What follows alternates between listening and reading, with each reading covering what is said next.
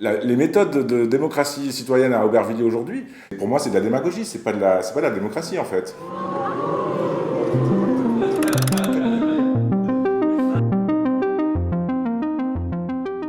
Il y a un rapport de mission en disant que tous les outils de la démocratie locale existent. Ouais. Le référendum local d'initiative citoyenne. Le RIC, il existe depuis des années. Sauf que les seuils pour les appliquer sont très très hauts. 4000 habitants.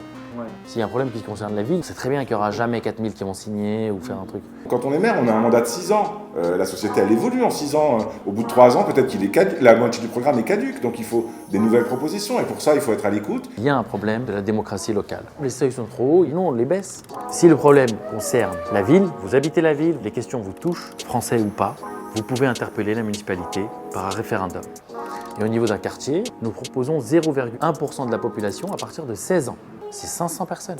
La jeunesse, à partir de 16 ans, comprend les enjeux. Elle peut se servir de cet outil pour faire parler des questions qui leur concernent. Il est proposé à tous les habitants, pourquoi ? Pour vivre une démocratie réelle. Quand on voit qu'on n'est pas consulté pour un nouveau bâtiment... Je le sais pas. Ou comme le bassin olympique d'entraînement qui coûte 13 millions d'euros à la ville. Si tu veux, j'en ai marre de découvrir des trucs après. C'est même dans les conseils de quartier. Les dates et les horaires de réunion, c'est la mairie qui décide. Et moi, comme par hasard, je suis pas là. Le programme est déjà fait.